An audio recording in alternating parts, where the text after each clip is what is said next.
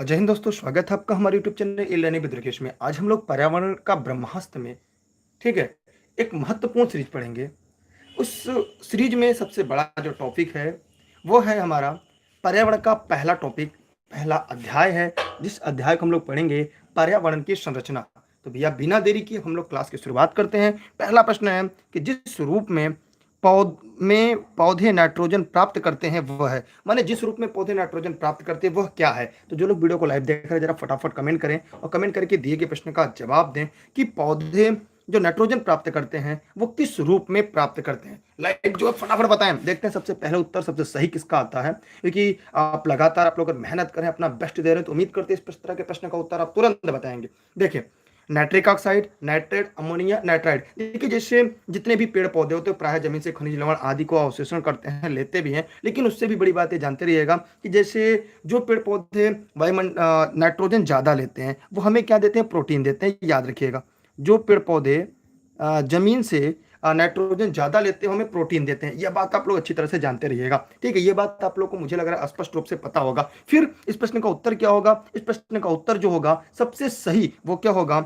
Nitrate होगा। मतलब जितने लोगों ने दिए गए प्रश्न का उत्तर नाइट्रेट बताया है, बी बताया है, उन लोग का जवाब सही है। माने जो पौधे होते हैं, हरे पेड़ पौधे, ये जमीन से ये नाइट्रोजन जो प्राप्त करते हैं वो नाइट्रेट के रूप में प्राप्त करते हैं। किस रूप में? नाइट्रेट के रूप में प्राप्त करते हैं। अब हम लोग आगे बढ़ते हैं और आगे तथ्य को भी देखने का प्रयास करते हैं, जानने का प्रयास करते हैं। क्योंकि अभी हमें एक टॉपिक पढ़ना है जिसका नाम है नाइट्रोजन चक्र। एक टॉपिक पढ़ना है जिसका नाम है नाइट्रोजन चक्र। ये सभी के लिए, पर्यावरण के लिए सबसे महत्वपूर्ण सीरीज है। मैं आगे बढ़ रहा हूं अगले प्रश्न की तरफ से, ठीक है। मैं अगला प्रश्न की तरफ बढ़ते हैं। अगला प्रश्न आपके सामने है, निम्नलिखित वर्षों में से कब पर्यावरण संरक्षण अधिनियम पारित हुआ? बहुत ही हलवा वाला प्रश्न है, बहुत ही आसान प्रश्न है जो प्राय परीक्षाओं में पूछा जाता है। मैं उम्मीद करता हूं जितने लोग इस वीडियो को लाइव देख रहे हैं सभी लोग फटाफट कमेंट करेंगे और कमेंट करके दिए गए प्रश्न का सही जवाब देंगे। भैया जी ये आप लोग बताइए, जो लोग भी लाइव देख रहे हैं, देखिए प्रश्न का जवाब देना चाहिए, क्योंकि जब आप जवाब देते हैं तो आपके बहुत सारे कॉन्सेप्ट क्लियर हो जाते हैं। तो बिना देरी किए सभी लोग फटाफट बताएं।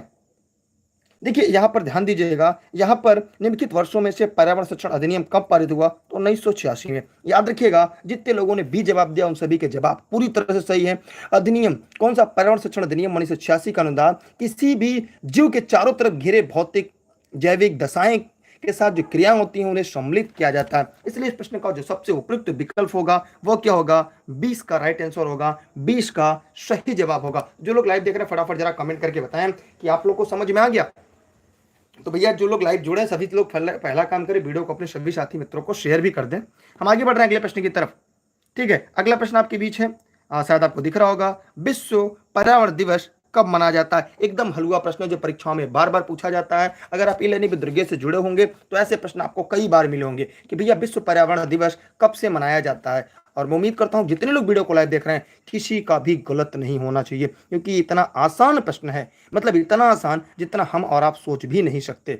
जी हाँ, इसके बारे में हम आगे हम विस्तृत रूप से व्याख्या करेंगे। कब से मनाया जाता है, क्यों मनाया जाता है, किस जगह इसका किया गया, क्योंकि एक टॉपिक ही हमारा है पर्यावरण दिवस को लेकर, ठीक है। तो ऐसे भी आगे हम लोग पर्यावरण संबंधित दिवस को पढ़ेंगे। जैसे 2 फरवरी है आर्द्र भूमि, 22 मार्च है जल दिवस, 23 मार्च है मौसम दिवस, और 5 अप्रैल है राष्ट्रीय मैरीटाइम दिवस है, 5 जून है विश्व पर्यावरण दिवस। जी हाँ, 5 जून विश्व पर्यावरण दिवस है। तो एक प्रश्न आता है कि 21 मार्च को क्या है? देखिए 21 मार्च को विश्व वानिकी दिवस है। क्या है? विश्व वानिकी दिवस मनाया जाता है, ठीक। दूसरा यहाँ पे है मई में तो यहाँ कोई है नहीं। हाँ, 23 सितंबर को 12 घंटे का दिन और 12 घंटे की रात होती है। माने दोनों गोलार्धों में 12-12 घंटे के दिन और 12 घंटे की रात होती है 23 सितंबर को, ठीक है। लेकिन इसका उत्तर जो होगा सभी ने सही बताया है, 5 जून से। अच्छा, मैं प्रश्न पूछूंगा आपसे कि पहली बार 5 जून को विश्व पर्यावरण दिवस किस सन में मनाया गया था? जरा लोग फटाफट कमेंट करके जवाब दें। जो इस वीडियो को लाइव देख रहे हैं जरा फटाफट कमेंट करें कि पहली बार 5 जून को विश्व पर्यावरण दिवस कब मनाया गया था। जो लोग वीडियो को लाइव देख रहे हैं फटाफट कमेंट करेंगे, कमेंट करके दिए गए प्रश्न का जवाब देंगे। जो भी लाइव देख रहे हैं, पहली बार कब मनाया गया था? 2 बार। कब पहली बार पारित हुआ था, कब मनाया गया था? 2 प्रश्न होता है, पारित और मनाना। यहाँ पे 2 प्रश्न बनेगा। वैसे मैं इसका टॉपिक लूंगा पर्यावरण दिवस, वहां पे मैं और अच्छे से क्लियर करने का प्रयास करूंगा, ठीक है। चलिए हम आगे बढ़ रहे हैं अगले प्रश्न की तरफ। पर्यावरण किससे मिलकर बनता है? फटाफट कमेंट करिएगा सभी लोग, जो लोग वीडियो को लाइव देख रहे हैं। पर्यावरण किससे बनता है? जो लोग वीडियो को लाइव देख रहे हैं सभी लोग फटाफट कमेंट करें। सभी लोग फटाफट कमेंट करें जो लोग लाइव देख रहे हैं। भैया जी सभी लोग फटाफट बताएं पर्यावरण किससे बनता है। जो लोग वीडियो को लाइव देख रहे हैं, देखिए वीडियो को अभी तक आपने शेयर नहीं किया तो सभी लोग शेयर कर दें। अभी तक वीडियो को आपने लाइक नहीं किया तो वीडियो को लाइक और शेयर दोनों कर दें। देखिए क्लास खत्म होने के बाद इसकी पीडीएफ हमारे टेलीग्राम पे मिलेगी, जहां पे आप दुर्गेश सर सर्च करके ई लर्निंग विद दुर्गेश से जुड़ सकते हैं। जी हाँ, ई लर्निंग विद दुर्गेश के Facebook page, Instagram, Twitter e learning with Durgesh पर मिल जाएगा। देखिए जीवों के घटक से, जी हाँ, जो पर्यावरण है हमारा वो जीवों के घटक से मिलकर बनता है, भू आकृति जो घटक है उनसे भी मिलकर बनता है। ठीक है, दूसरा अजैविक घटक। पढ़ाते समय हम केवल पढ़ाई की बात करते हैं, क्लास खत्म होने के बाद अन्य किसी प्रश्नों को पूछेंगे तो हम उसका जवाब देंगे। यहां पर केवल केवल सवाल का जवाब आपको देना होगा। इसका मतलब क्या होगा? ऑल ऑफ दीज माने उपयुक्त सभी। जी हाँ, जितने लोगों ने इस प्रश्न का उत्तर डी बताया है उन लोग के जवाब पूरी तरह से सही है, माने डी वाले राइट आंसर है, डी वाले सही है। देखिए अभी तक आपने वीडियो को लाइक नहीं किया तो लाइक करने के बाद सबसे पहला काम करें वीडियो को शेयर कर दें, लोगों तक पहुंचा दें, क्योंकि आपको जो ये पर्यावरण की सीरीज चल रही है ये UP TET, REET, MP TET और सुपर टेट, केवीएस, डीएसएसबी के साथ साथ अन्य सभी भर्ती परीक्षाओं में पर्यावरण जहां पे महत्वपूर्ण है वहां पर आपके लिए सबसे ज्यादा काम करेगी। मैं आगे बढ़ रहा हूं अगले प्रश्न की तरफ। अगला प्रश्न आपके बीच है, निम्नलिखित में से किस एक का संबंध पर्यावरण सुरक्षा से नहीं है? माने तीन का संबंध है, एक का नहीं है। फटाफट कमेंट करेंगे, कमेंट करके दिए गए प्रश्न का जवाब देंगे। जो लोग वीडियो को लाइव देख रहे हैं सभी लोग फटाफट कमेंट करेंगे। ऑनलाइन क्लास और नोट्स के लिए 6306344671 पर व्हाट्सएप करके online class, notes, video lecture संबंधित जानकारी ले सकते हैं। ये क्लास जौनपुर जनपद से चलती है, जी जौनपुर जनपद के सिराजे हिंद से। फटाफट कमेंट करिए। जी हाँ, यूपी टेट स्पेशल पर्यावरण में आप सभी का स्वागत है, जहाँ पे आज हम लोग पहला लेसन पढ़ रहे हैं, पर्यावरण का क्या प्रकार है। ठीक है, यहाँ पर किसका एक संबंध पर्यावरण सुरक्षा से नहीं है? सभी लोग फटाफट कमेंट करें। मतलब तीन का है और एक का नहीं है। देखिए धारणी विकास, जी धारणी विकास का मतलब क्या होता है? विकास करते रहिए लेकिन पर्यावरण को बचाकर, मतलब इसका संबंध है। वातानुकूलन, वातानुकूलन में जैसे हम लोग एसी यूज करते हैं, एयर कंडीशन यूज करते हैं, उसके बारे में वातानुकूलन, इसको जब मैं आगे पढ़ाऊंगा आपको पूरी तरह से पर्यावरण, तो वहाँ पे इसकी और अच्छे से व्याख्या करके बताऊंगा। कागज के थैलों का प्रयोग, कागज के थैलों का जब प्रयोग करेंगे, पॉलिथीन का विरोध करेंगे तो हमारा पर्यावरण बचेगा। लेकिन गरीबी कम करना, ठीक है, गरीबी कम करने से पर्यावरण सुरक्षा नहीं होगी, इसलिए याद रखिएगा बी। लेकिन वैसे मैं जब पर्यावरण बताऊंगा तो वहां पे 3 P के बारे में बताऊंगा। ठीक है, इन तीनों पी के बारे में अगर मैं बताऊं तो होगा पॉपुलेशन, पॉवर्टी और पोल्यूशन। इन तीनों के बारे में बताऊंगा, जहां पे गरीबी से भी पर्यावरण प्रदूषण होता है। लेकिन अभी तक आप लोग जानते रहिएगा इसका उत्तर क्या होगा? 20 का राइट आंसर होगा, 20 का सही जवाब होगा। जी हाँ, मैं आगे बढ़ रहा हूं अगले प्रश्न की तरफ। ममता जी ने भी सही बताया, लेकिन इतनी देर के बाद अगर आप प्रश्नों का उत्तर देंगे तो फिर देर हो चुकी रहेगी। ठीक है, तो हम आगे बढ़ रहे हैं अगले प्रश्न की तरफ। तो जो लोग लाइव हैं फटाफट वीडियो को शेयर जरूर कर दें। ठीक है, आगे बढ़ रहे हैं अगले प्रश्न की तरफ। अगला प्रश्न आपके सामने है, सतत विकास के लिए क्या आवश्यक? जो लोग वीडियो को लाइव देख रहे हैं जरा फटाफट कमेंट करें, जवाब दें। इस सतत जो विकास होता है इसके लिए क्या जरूरी है? मैं बताऊं, सतत या इसे टिकाऊ विकास कहते हैं। इसे एक नाम से और जानते हैं, इसे हम कहते हैं टिकाऊ विकास। क्या कहते हैं इसे? टिकाऊ विकास के नाम से जाना जाता है। दूसरा, इसका अवधारणा की जो शुरुआत हुई थी ये सतत विकास की, ये 1877 में हुई थी। कब हुई थी? 1877 में सतत विकास अवधारणा का प्रतिपादन ब्रेटलैंड आयोग ने किया था। किसने किया था? लिखना चाहे तो लिख लीजिएगा। ये प्राय आपको ई लर्निंग विद दुर्गेश पे मिलेगी, बहुत कम किताबों पर आपको मिलती है।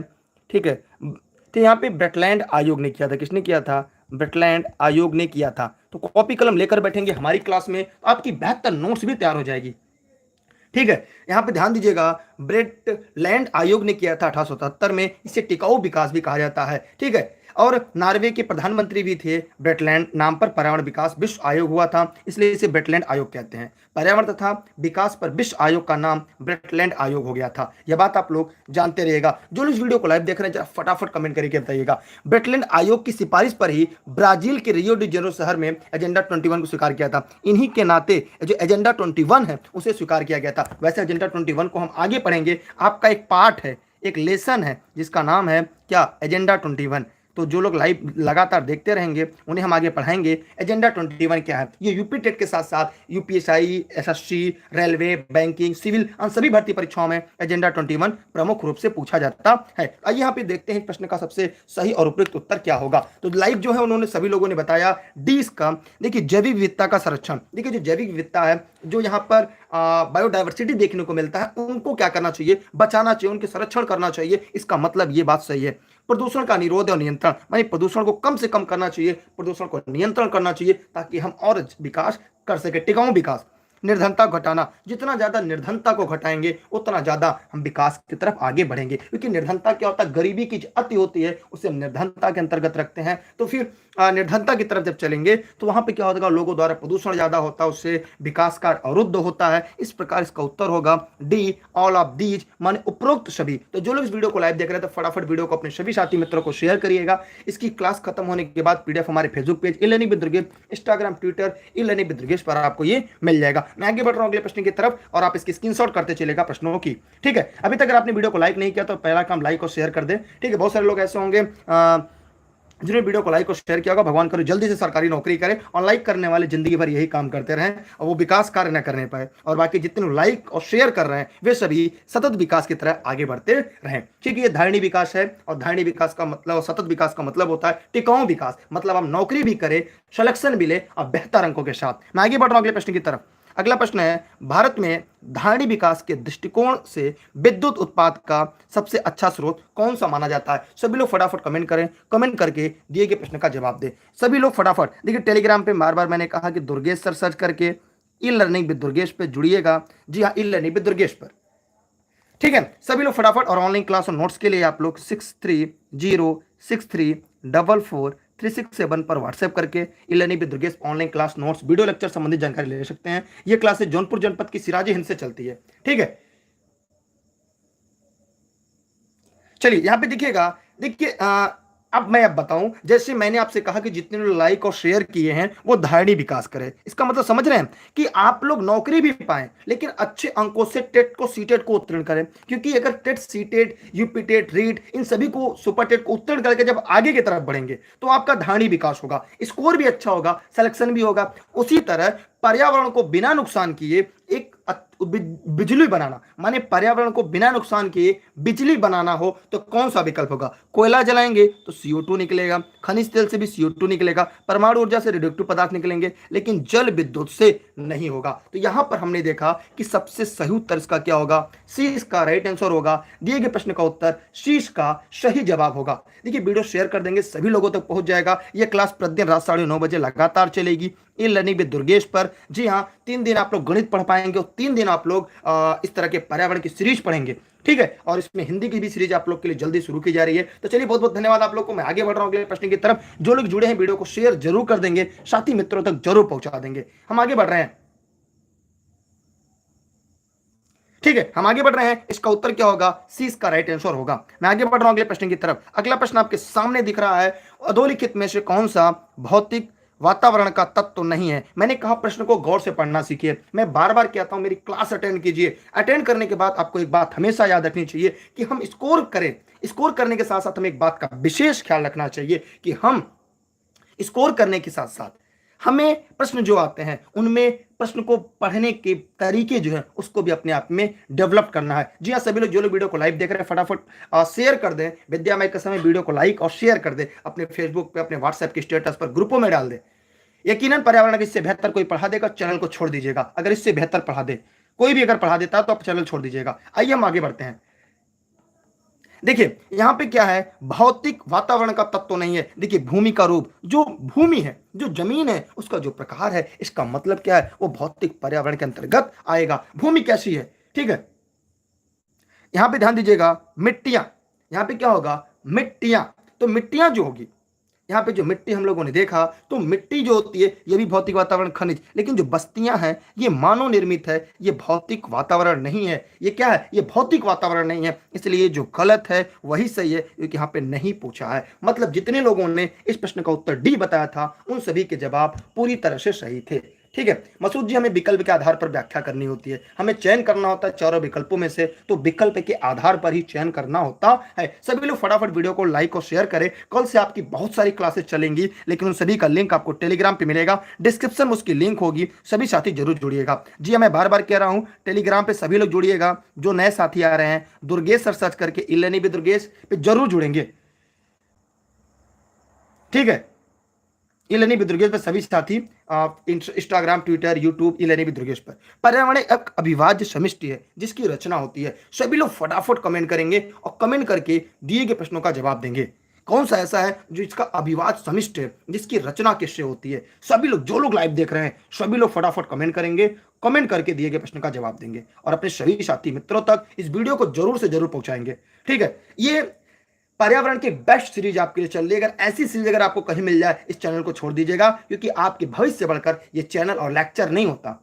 देखिए यहां पर क्या है, भौतिक तंत्र सही बात, जैविक तंत्र सही बात, भौतिक और जैविक तंत्र ये भी सही है, लेकिन अविभाज्य समष्टि की बात कर रहा है यहाँ पे, अविभाज्य जहां से तोड़ा ना जा सके, तो भैया पर्यावरण में भौतिक, जैविक, सांस्कृतिक तीनों तत्वों के जो पारस्परिक क्रियाशील तंत्र होते हैं वह सही उत्तर है। मतलब दिए गए प्रश्न का सबसे सही उत्तर डी का राइट आंसर है, डी का सही जवाब है। मैंने जितने लोगों ने इस प्रश्न का उत्तर डी दिया है उन सभी के जवाब पूरी तरह से सही है। मैं आगे बढ़ रहा हूं अगले प्रश्न की तरफ। यह सबसे महत्वपूर्ण प्रश्न है, लेसन बाय लेसन हम लोग पढ़ेंगे। प्रत्येक दिन, प्रत्येक सीरीज में एक महत्वपूर्ण तथ्यों को पढ़ेंगे। मैं आगे बढ़ रहा हूं अगले प्रश्न की तरफ।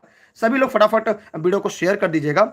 हाँ जी हाँ, अब संयुक्त राष्ट्र संघ ने वर्ष 2000 को किस अंतरराष्ट्रीय वर्ष घोषित किया था? फटाफट कमेंट करके बताइएगा। जी हाँ, ऑनलाइन क्लास के लिए 6306344367 पर। क्लास खत्म होने के बाद आप इसकी प्रश्नों की सीरीज हमारे फेसबुक पेज इलेनी विद दुर्गेश से प्राप्त कर सकते हैं। जी हाँ, इलेनी with Durgesh Facebook page, Instagram, Twitter, YouTube सभी इलेनी विद दुर्गेश है। तो आप लोग सभी लोग जुड़े रहिएगा, अपने सभी साथी मित्रों को शेयर जरूर करते रहिएगा।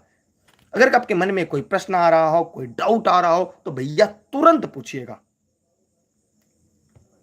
आप लोग इतना स्लो बताएंगे, इतना स्लो शेयर करेंगे लोगों तक। देखिए, आप लोगों को गलत या सही उत्तर जरूर देना चाहिए। गलत हो जाएगा तो गोली थोड़ी कोई मार देगा, लेकिन हाँ, उससे एक बात तो स्पष्ट है कि आपको कहीं नई चीज सीखने को जरूर मिलेगी। देखिए, संयुक्त राष्ट्र ने सन 2002 को सतत विकास का वर्ष घोषित किया था। आगे हम आपको नोट्स में जब देंगे तो यहाँ पे मैं आपको अच्छी तरह से बताऊंगा इसमें से आपको क्या महत्वपूर्ण था, लेकिन याद रखिएगा सतत विकास। आगे मैं आपको स्वच्छता वर्ष, वन संरक्षण, जल संरक्षण, मैं आगे मैं सभी को लिखवाऊंगा करके कौन सा था, लेकिन इसका प्रश्न का उत्तर जो होगा ए इसका सही जवाब है, ए इसका राइट आंसर है। मैं आगे बढ़ रहा हूं अगले प्रश्न की तरह, मैं आपका समय ज्यादा नहीं लूंगा। ठीक है, अगला प्रश्न आपके बीच है, शायद आपको दिखाई दे रहा होगा, मेरी आवाज सुनाई दे रही होगी। जी हाँ, यहां पर आपने देखा कि नगरीकरण एवं औद्योगिकरण हानिकारक है। तो जो लोग लाइव देख रहे हैं फटाफट कमेंट करके बताएं कि नगरीकरण एवं औद्योगिकरण हानिकारक है किसके लिए। सभी लोग फटाफट कमेंट करें। एकदम हलुआ वाला प्रश्न है, एकदम हलुआ प्रश्न है। सभी लोग फटाफट बताएं। ठीक है, सभी लोग फटाफट कमेंट करके बताएं। जो लोग इस वीडियो को लाइव देख रहे हैं सभी लोग फटाफट कमेंट करें और कमेंट करके दिए गए प्रश्न का जवाब दें। यार आप लोग वीडियो को शेयर नहीं कर रहे हैं, बताइए। शेयर करिए, अभी तक बताइए लाइक नहीं किया आप लोगों ने। लाइक करने से पता क्या होता है, कोई बाद में वीडियो देखेगा उसको लगेगा सर ने कंटेंट बढ़िया पढ़ाया है या नहीं पढ़ाया। अगर आपको लग रहा है कि नहीं मैं बेहतर पढ़ा रहा हूं तो भैया वीडियो को लाइक और शेयर करिएगा। देखिए, नगरीकरण और औद्योगिकरण हानिकारक है संतुलित विकास के लिए। जब नगरीकरण ज्यादा होगा, वृक्ष के कटाव होंगे, प्रदूषण ज्यादा होगा, तो ये कारण है। पर्यावरण पारिस्थितिकी, देखिए पर्यावरण के लिए भी है और पर्यावरण जो पारिस्थितिकी तंत्र है, इन दोनों के लिए सबसे ज्यादा खतरा उत्पन्न करता है। फिर हम आगे देखेंगे जैव विविधता के संरक्षण के लिए, जो जैव विविधता का संरक्षण है उसके लिए भी हानिकारक है। इसका मतलब उपरोक्त सभी ऑल ऑफ दी जिसका है, यहाँ पे डी का राइट आंसर है। ठीक है, तो जो लोग इलेनी विद दुर्गेश पे जुड़े हैं ये जानते रहिएगा, पर्यावरण के इससे बेहतर सीरीज कहीं मिल जाए या मैथमेटिक्स या सामान्य अध्ययन की सीरीज जिससे बेहतर कोई पढ़ा दे तो आप इस चैनल को छोड़ दीजिएगा, क्योंकि आपके कैरियर से बढ़कर ये चैनल और ये वीडियो लेक्चर नहीं है। यहाँ पे इसका उत्तर क्या होगा, डी का राइट आंसर होगा। मैं आगे बढ़ रहा हूँ अगले प्रश्न की तरफ। चाहे तो प्रश्न की स्क्रीनशॉट लेकर आप अपने स्टेटस पर डाल सकते हैं। अगला प्रश्न है, बहुत ही पूछा प्रश्न है कि विश्व पर्यावरण दिवस कब मनाया जाता है। देखते हैं सबसे पहले उत्तर कौन देता है। एकदम सरल प्रश्न है, कौन सबसे पहले उत्तर देता है? फटाफट कमेंट करके बताएं। जो लोग वीडियो को लाइव देख रहे हैं फटाफट कमेंट करें, वीडियो को शेयर करते रहें। बताइए, एकदम हलवा यार। 5 जून को भी प्रश्न तो आया था, 5 जून को। अगला प्रश्न है, पृथ्वी की चारों गैसों के समूह को क्या कहते हैं। सभी लोग फटाफट कमेंट करें, कमेंट करके जवाब दें। जो लोग इस वीडियो को लाइव देख रहे हैं सभी लोग फटाफट कमेंट करें, पृथ्वी की चारों गैसों के समूह को क्या कहते हैं। अगर हम भूमंडल की बात करें तो इसे स्थल मंडल कहते हैं। ये पूरे पृथ्वी पर 29.2% भूभाग पर हिस्से पर फैला हुआ है। सभी लोग फटाफट बताएं, पृथ्वी की चारों गैसों के समूह को क्या कहा जाता है। जो लोग वीडियो को लाइव देख रहे हैं सभी लोग फटाफट कमेंट करेंगे, कमेंट करके जवाब देंगे। सभी लोग फटाफट। यार आप लोग देखिए, जलमंडल की बात करें तो यह है आपका 70.8% इससे फैला है। इसे वायुमंडल कहते हैं। जी हाँ, पृथ्वी के चारों तरफ जो गैसों का समूह है, इसे हम वायुमंडल कहते हैं। और ये पृथ्वी के गुरुत्वाकर्षण शक्ति की वजह से रुका हुआ है, चारों तरफ से घिरा हुआ है, वरना ये कहाँ चला जाता, ऊपर की तरफ चला जाता। ठीक है, इसलिए इस प्रश्न का उत्तर जो होगा वह क्या होगा, शीश का सही उत्तर होगा, शीश का राइट आंसर होगा। मैं आगे बढ़ रहा हूं अगले प्रश्न की तरफ। एकदम हलवा, एकदम सरल सा प्रश्न था। ठीक है, अगला आता है प्राकृतिक कृषि का अन्वेषक क्या है। सभी लोग फटाफट कमेंट करके बताएं कि जो प्राकृतिक कृषि है उसका अन्वेषक कौन है, उसका खोजकर्ता कौन है। उम्मीद करते हैं कि जो लोग इस वीडियो को लाइव देख रहे हैं सभी का जवाब सही होना चाहिए, सभी लोग इस प्रश्न का जवाब सही रूप से देंगे। तो भैया बिना देरी के आप लोग कमेंट करेंगे, कमेंट करके फटाफट जवाब देंगे कि प्राकृतिक कृषि का जो अन्वेषक है वो कौन है। बताइए सभी लोग फटाफट कमेंट करके, सभी लोग फटाफट बताएं, बताइए सभी लोग फटाफट कमेंट करके, बताइए सभी लोग फटाफट कमेंट करके कौन होगा। उम्मीद करता हूं कि आप लोग इसका जवाब जरूर देंगे और उम्मीद करते हैं सही जवाब देंगे। देखते हैं कि किसका सही जवाब आता है। बताइए, आप लोग इतना बेहतर पढ़ते हैं और लगातार क्लास में रहते हैं, फिर भी आपके प्रश्न इतने ज्यादा गलत हो रहे हैं। अभी तक किसी ने सही उत्तर नहीं दिया। जी हाँ, अभी तक किसी का भी उत्तर सही नहीं आया है। देखिए यहाँ पे जो प्रश्न पूछा गया है, कुछ लोग एस स्वामीनाथन बना रहे हैं, ये हरित क्रांति से थे। किससे थे, हरित क्रांति। ये किससे थे, हरित क्रांति। यहाँ पे पूछा क्या है, प्राकृतिक कृषि। इसका उत्तर होगा मसानोबू फुफुका। मुसानाबू फुफुका, मतलब ए इसका राइट आंसर है, ए इसका सही जवाब है। किसी का भी उत्तर सही नहीं था। जी हाँ, एस स्वामीनाथन हरित क्रांति के हैं और वो भी भारत में। वो भी क्या है, भारत में। नॉर्मल बोरलाग भी जो है ये भी हरित क्रांति से है। ये भी क्या है, हरित क्रांति। ये विश्व में, ये कहां पे है, ये विश्व में। तो बताइए आप लोगों ने कितना गलत किया। यहां पर मो शानोबू फुफुका, इसका मतलब ए का सही जवाब होगा, ए इसका राइट आंसर होगा। जी हाँ, ये पर्यावरण की सीरीज ये प्रतिदिन रात 9:30 बजे इन लर्निंग विद दुर्गेश पर लाइव चलती है, जहां पे आप लोग देख सकते हैं। जी हाँ, आप लोगों ने बाद में जवाब दिया है। मैं आगे चलता हूं।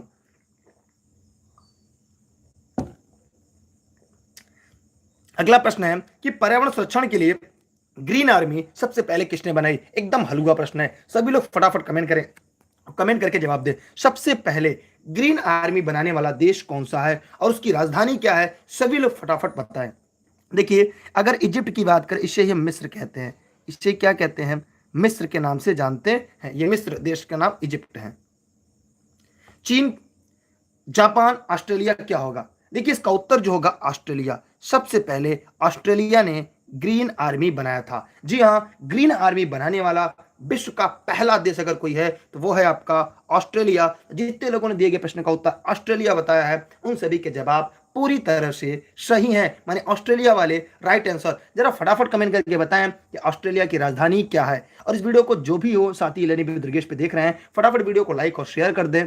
ठीक है, विद्या माई कसम से वीडियो को लाइक करो, अपने सभी साथी मित्रों को शेयर करें, अपने फेसबुक ग्रुप में, अपने व्हाट्सएप पे। मैं आगे बढ़ रहा हूं अगले प्रश्न की तरफ। अगला शायद आपके सामने प्रश्न दिख रहा होगा कि जो पर्यावरण अनुकूलन उपभोक्ता उत्पादों को चिन्हित करने के लिए सरकार ने क्या आरंभ किया। सभी लोग फटाफट कमेंट करें, कमेंट करके जवाब दें।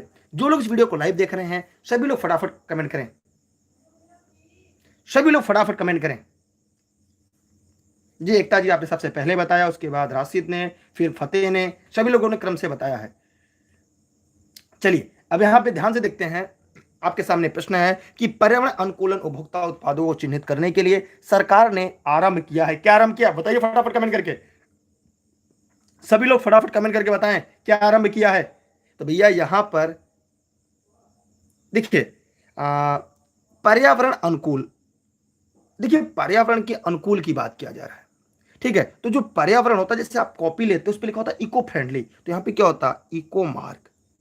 ठीक है, एक मार्क जो है ये खाद्यान्न से है, किससे है, खाद्यान्न की शुद्धता से। इको मार्क जो है ये पर्यावरणीय, ये पर्यावरणीय शुद्धता से है। आईएसआई मार्क का ये क्या है, जो ठोस पदार्थ होते हैं उनसे है। वाटर मार्क क्या है, पेज के ऊपर जो लगाया जाता है वो है वाटर मार्क। इसलिए इस प्रश्न का जो उत्तर होगा वह 20 का सही जवाब है। जितने लोगों ने इस प्रश्न का उत्तर बी बताया है उन सब का जवाब पूरी तरह से सही है, माने बी वाले राइट आंसर है, बी वाले सही जवाब है। ठीक है, हम आगे बढ़ रहे हैं अगले प्रश्न की तरफ। बिना देरी के मैं आगे बढ़ रहा हूं अगले प्रश्न की तरफ। सभी साथी जो लोग जुड़ रहे हैं अपना फीडबैक देंगे, क्लास कैसी लग रही है आपको। ठीक है, अच्छा एक बात जरा बताइएगा, आईएसआई आईएसआई का फुल फॉर्म क्या होगा? आईएसआई मार्क का फुल फॉर्म क्या है? ये साथी कमेंट करके बताएंगे। जो लाइव देख रहे हैं लाइव बताएंगे, जो वीडियो को बाद में देखेंगे वो कमेंट करके बताएंगे। देखते हैं, अगर आपने वीडियो को यहां तक देखा है तो आप इसका जवाब जरूर देंगे। ठीक है, अगला प्रश्न आपके सामने शायद दिख रहा होगा, धारणी कृषि का अर्थ क्या है? सभी लोग फटाफट कमेंट करें, कमेंट करके बताएं। देखिए, क्लास खत्म होने की जो सभी क्लासेज है वो आपको टेलीग्राम पे मिलेगी लिंक, जहां पे आप दुर्गेश सर सर्च करेंगे। जिन्होंने अभी तक टेलीग्राम नहीं ज्वाइन किया है, दुर्गेश सर सर्च करके ई लर्निंग विद दुर्गेश, या इस वीडियो के डिस्क्रिप्शन में, ठीक है, इसके डिस्क्रिप्शन में जाके लिंक से आप ई लर्निंग विद दुर्गेश पे जुड़ सकते हैं, इंस्टाग्राम पे और टेलीग्राम पे। और ऑनलाइन क्लास के लिए 6306344367। देखिए, कुछ लोग ये बता रहे हैं कि जो ISI मार्क है इसका फुल फॉर्म क्या बता रहे हैं? पता नहीं कौन क्या बता रहा था, कहाँ गए वो, इस्लामिक स्टेट ऑफ ऐसे कुछ बता रहा था कोई। तो भैया अब मार्क, ISI मार्क का क्या है? अब भाई आप लोग बताइए। ठीक है, अब बताइए यहाँ पे धारणी कृषि का अर्थ क्या होगा? फटाफट कमेंट करके बताइएगा, धारणी कृषि का मतलब क्या हुआ? सभी लोग फटाफट कमेंट कर। देखिए, अगर आप लाइव देख रहे हो तो आपको फीडबैक देना चाहिए, सवाल का जवाब जरूर देना चाहिए। इससे पता है क्या होता है, इससे ये कॉन्सेप्ट क्लियर होता है। ठीक है, अब ऐसे लोग को क्या कहा जाए जिनको ISI मार्क का मतलब नहीं पता, मार्क और संगठन में अंतर नहीं जानते। देखिए यहाँ पे क्या होगा, आत्मनिर्भरता, जी नहीं, आत्मनिर्भरता नहीं होगी। विश्व व्यापार संगठन के मानकों के अंदर कृषि निर्यात नहीं होगा। यहाँ पर क्या होगा, भूमि का इस प्रकार प्रयोग उसकी गुणवत्ता भी बनी रहे और उत्पादन भी होता रहे। ठीक है, अर्पिता चौधरी जी ने बताया है इंडियन स्टैंडर्ड इंस्टीट्यूट, और ऊपर एकता जी ने भी बताया था। जी हाँ, यहां पर इसका उत्तर क्या होगा? शीश का राइट आंसर होगा, शीश का सही जवाब होगा। मतलब जितने लोगों ने दिए गए प्रश्न का उत्तर शी बताया है उन लोग के जवाब पूरी तरह से सही है, माने शी वाले राइट आंसर है, शी वाले सही जवाब है। हम आगे बढ़ रहे हैं अगले प्रश्न की तरफ। उम्मीद करते हैं यहां से सारे कॉन्सेप्ट आपके क्लियर हो गए होंगे, सारे कॉन्सेप्ट आपको समझ में आ गए होंगे। चलिए हम आगे बढ़ रहे हैं अगले प्रश्न की तरफ। ये आज का आखिरी प्रश्न है, आप लोग ई लर्निंग विद दुर्गेश पे जुड़े रहिएगा। ठीक है, और मैं आपको बार बार बताऊंगा, जो साथी भी टेलीग्राम पे नहीं हो, क्योंकि सभी क्लास की लिंक और PDF नोट्स फ्री सभी टेलीग्राम पे मिलेंगी, डिस्क्रिप्शन में उसकी लिंक है। और ऑनलाइन क्लास के लिए 6306344367 पर आप व्हाट्सएप करके जुड़ सकते हैं। और ये क्लास जौनपुर जनपद के सिराजे हिंद से चलती है और प्रदेश के कहीं से भी आप पढ़ सकते हैं। ठीक है, और जल्दी PDF हम आपको उपलब्ध करा देंगे। इको मार्क उन भारतीय उत्पादकों को दिया जाता है जो सब, फटाफट बताइएगा, इको मार्क की बात कर रहा है। सभी लोग फटाफट जवाब दें। देखिए, इको जैसे आप कॉपी लेते कहते हैं इको फ्रेंडली है, इसको जमीन में फेंक दिया जाए तो डिकम्पोज हो जाती है, उसे हम कहते हैं इको फ्रेंडली। क्या कहते हैं हम? इको फ्रेंडली के नाम से जानते हैं। ये क्लास प्रतिदिन रात 9:30 बजे ई लर्निंग विद दुर्गेश पर लाइव चलती है। ये हमारे Facebook page, Instagram, Twitter, YouTube e learning with Durgesh पर ही लाइव चलती है।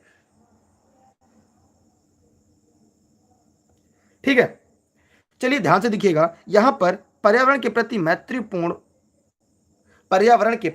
मैत्रीपूर्ण हो, माने देखिए हमने आपको बताया इको मार्क कैसा हो, इको फ्रेंडली हो। क्या होना चाहिए? इको फ्रेंडली होना चाहिए। ठीक है, फटाफट सभी लोग कमेंट करके बताएं जो लोग इस वीडियो को लाइव देख रहे हैं। सभी लोग फटाफट कमेंट करके जवाब दें। इस वीडियो को जो लाइव देख रहे थे उसका बहुत बहुत धन्यवाद। हो सके तो वीडियो को शेयर करिएगा, लोगों तक पहुंचाइएगा। बाकी आपकी इच्छा, क्या पढ़ना है, क्यों पढ़ना है, कैसे पढ़ना है, ये आपके ऊपर है, क्योंकि रेस के घोड़े रेस में अच्छे लगते, खेत में नहीं, और आप रेस के घोड़े हैं। तो क्लास कैसे लगी अपना फीडबैक जरूर दीजिएगा। मैं एक छोटा सवाल आपसे पूछता हुआ जाऊंगा और मैं देखता हूं उसका जवाब आप लोग कमेंट बॉक्स में कमेंट करके जरूर दीजिएगा। ठीक है, तो आप लोग बताइएगा कि विश्व मरुस्थलीकरण दिवस कब मनाया जाता है? विश्व मरुस्थलीकरण दिवस कब मनाया जाता है? इसका जवाब आप लोग कमेंट बॉक्स में जरूर दीजिएगा। जी हाँ, विश्व मरुस्थलीकरण और सूखा लड़ाई दिवस है, लेकिन विश्व मरुस्थलीकरण दिवस कब मनाया जाता है? विश्व मरुस्थलीकरण दिवस कब मनाया जाता है? कमेंट करके आप लोग जरूर बताइएगा। ठीक है, इसलिए आप लोग को ध्यान दीजिएगा, विश्व मरुस्थलीकरण दिवस कब मनाया जाता है। ध्यान से देखिएगा प्रश्न को। क्विज जो होता है वो वीक में 2 दिन करने का प्लान है, सैटरडे और संडे। बाकी दिन हम लोग क्लास पढ़ना चाहिए, ठीक है। और कोई सवाल आपका? चलिए, बहुत बहुत धन्यवाद आप सभी का। तो इसका जवाब आप लोग कमेंट सेक्शन में जरूर दीजिएगा, ठीक है। विश्व मरुस्थलीकरण दिवस कब मनाया जाता है? देखते हैं कि सबसे सही उत्तर किसका आता है, ठीक है। और इसी दिन सूखा और लड़ाई दिवस भी मनाया जाता है। इसी दिन विश्व मरुस्थलीकरण दिवस और सूखा और लड़ाई दिवस के रूप में भी मनाया जाता है। तो आप लोग बताइएगा ये कौन सा दिन है, ठीक है। सभी लोग फटाफट कमेंट करेगा। अभी तक किसी का उत्तर सही नहीं आया है। इसका जवाब, अगर आपने यहाँ तक वीडियो देखा है तो जरूर कमेंट करके जवाब दीजिएगा, ताकि हमें भी ये पता चले कि आप लोग लगातार मेहनत कर रहे हैं, ठीक है। जी हाँ, अब जाके उत्तर सही आया है तो आप लोग कमेंट करिएगा, जवाब जरूर दीजिएगा। मैं कमेंट सेक्शन में अपने सही जवाब को पिन कर दूंगा, ठीक है। तो याद रखिएगा, ऐसे प्रश्नों की सीरीज आपको लर्निंग विद दुर्गेश पे लगातार मिलती रहती है। फिर मिलते हैं अगली क्लास में लिए, तब तक के लिए बहुत बहुत धन्यवाद। Best of luck. जय हिंद, जय भारत। वीडियो को शेयर करना ना भूलिएगा, ठीक है। चलते हैं, बाय बाय। चलिए उत्तर लिख देते हैं, आप लोग परेशान हो जाएंगे। 17 जून, ठीक है, 17 जून। चलिए चलते हैं तब। स्क्रीनशॉट चाहे तो कर लीजिएगा आप लोग।